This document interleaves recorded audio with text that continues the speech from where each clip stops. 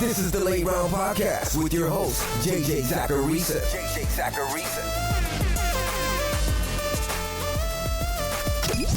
What's up, everyone? It's JJ Zacharisa, and this is episode 615 of the Late Round Fantasy Football Podcast, sponsored by FanDuel.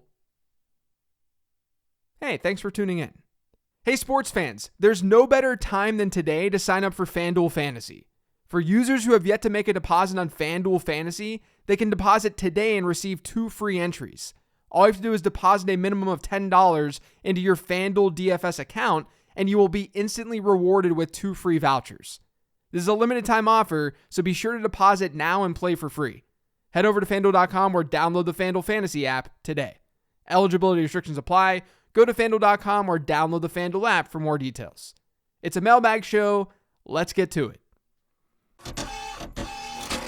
The first question is from the Late Round Fantasy Football Patreon. It's from Tony P. It says, "Hey JJ, big fan of the show. Thanks. Seems like low-hanging fruit, but what do we do with Cam Akers? First, he was an RB1 dynasty darling, then completely fell off boards, then right back to where he started.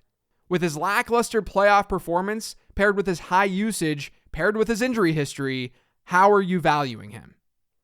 So I won't lie, I think people are giving Cam Akers way too hard of a time across social media right now.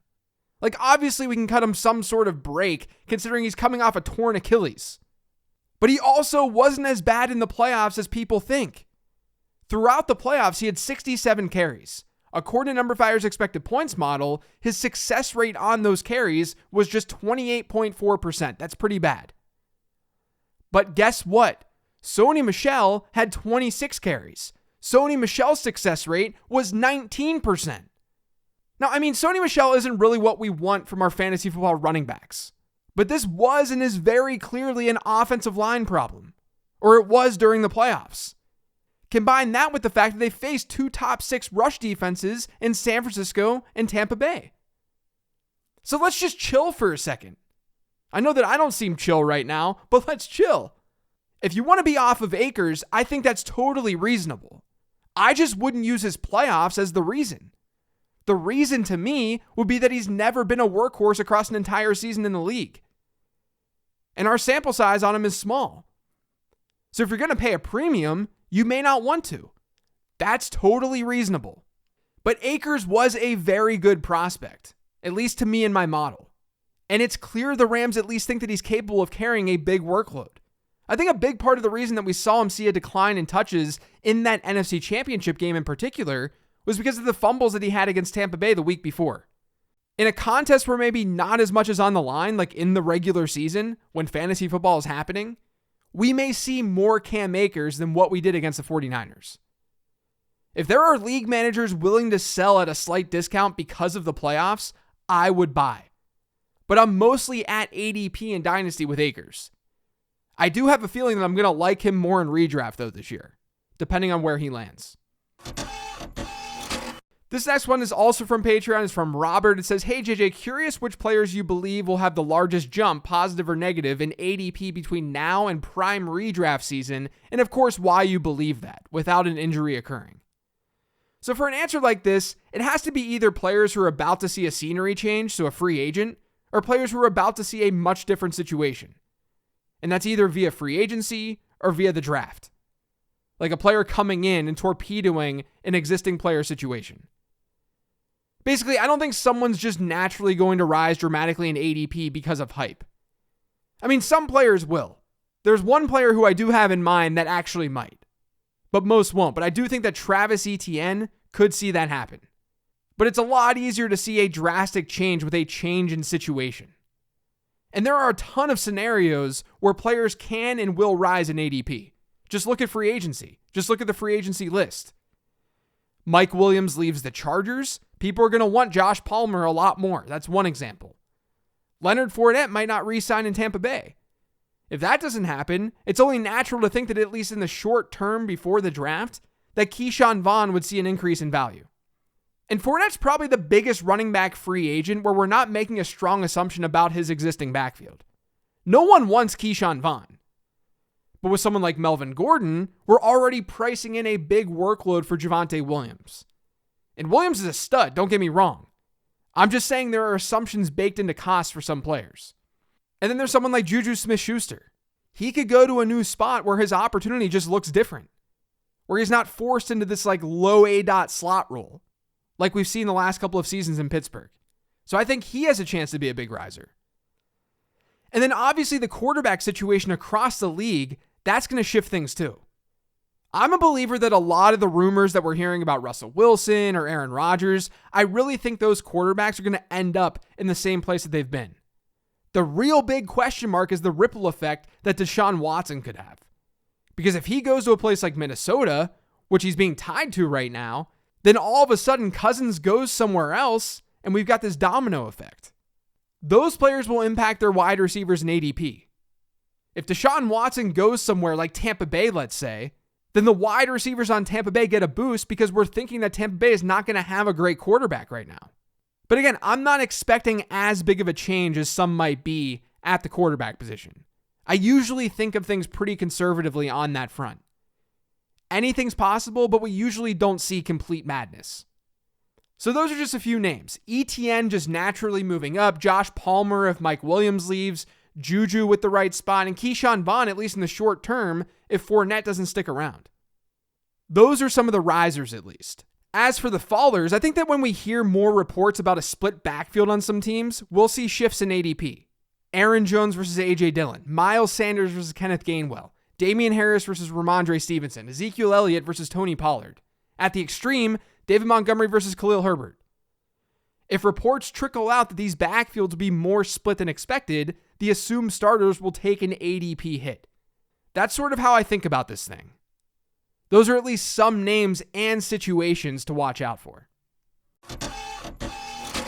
This next question is from Patreon from Stevie. It says, "Hi JJ, congrats on the new venture. Thanks. What's your approach to lottery tickets in the world of Dynasty? Do you approach your bench similar to redraft and stack up at weaker positions? Or do you stick with your gut and go solely on who you think is the better player?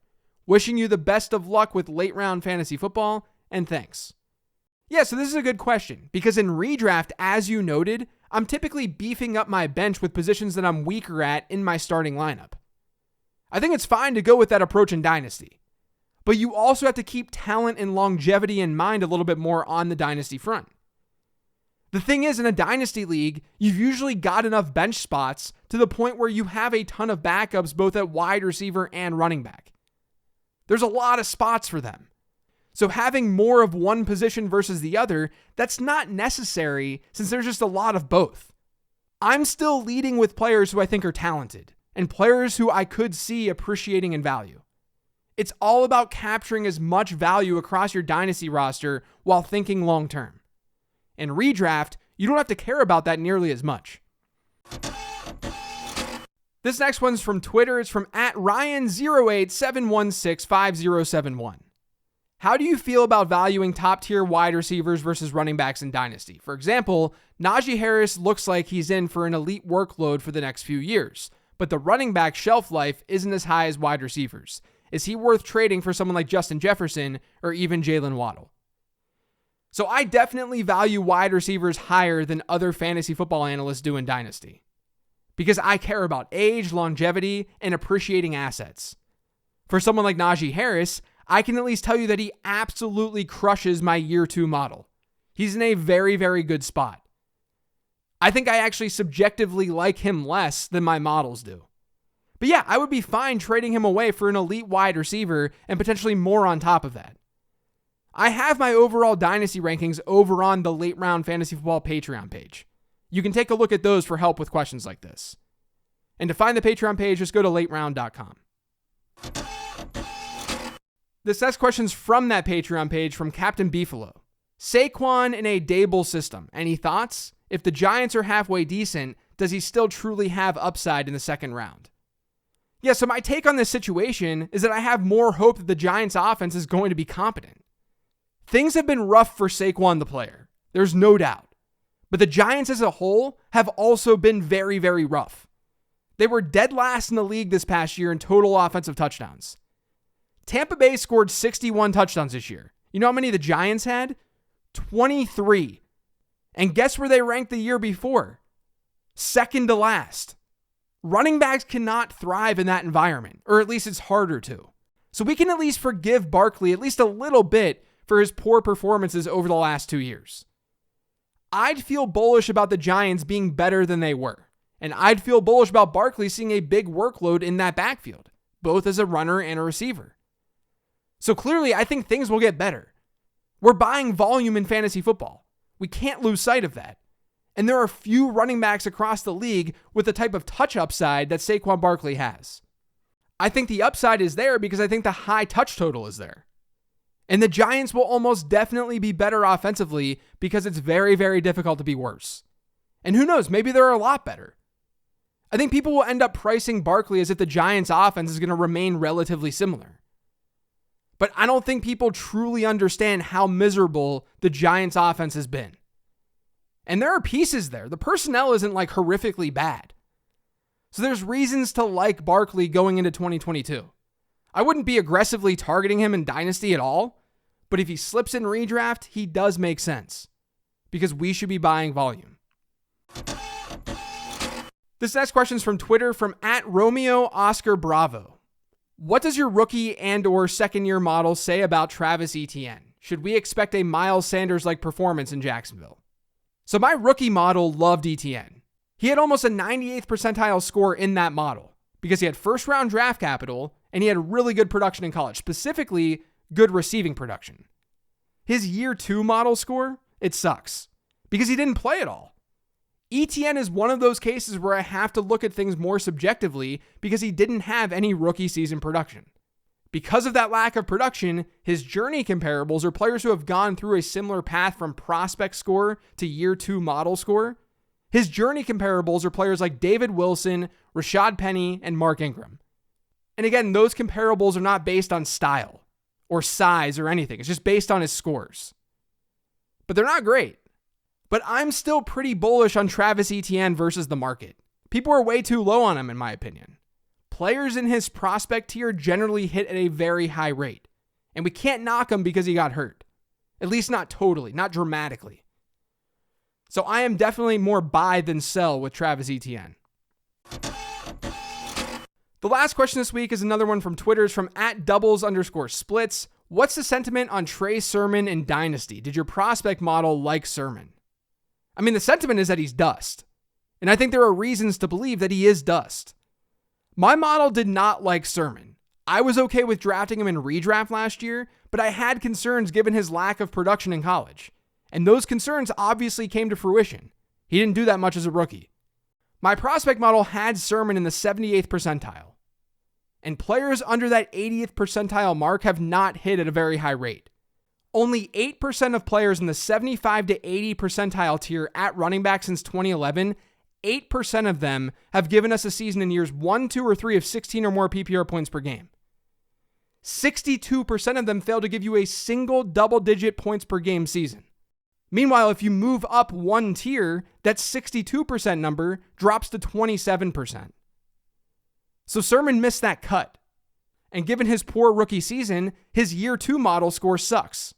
It's in the 63rd percentile. His journey comparables are Darrington Evans, Lamar Miller, and everyone's favorite, Christine Michael. So I'm not buying Sermon low right now. I think if he was good enough, we would have seen more from him in year 1. That's going to do it for today's show, though. Thanks to all of you for listening. If you've yet subscribed to the Late Round Fantasy Football Podcast, make sure you are by searching for it pretty much anywhere podcasts can be found. And don't forget to follow me on Twitter @LateRoundQB. And again, everyone, don't forget to check out LateRound.com. You can pre-order the prospect guide right now for $11.99. It's going to be $15 when it drops on March 14th. And become a patron. There's a link to the Patreon on LateRound.com. I did a live stream earlier this week for patrons. It was a lot of fun. Definitely join in on that. But thanks for listening, everyone. Enjoy your weekend, and I will talk to you next week.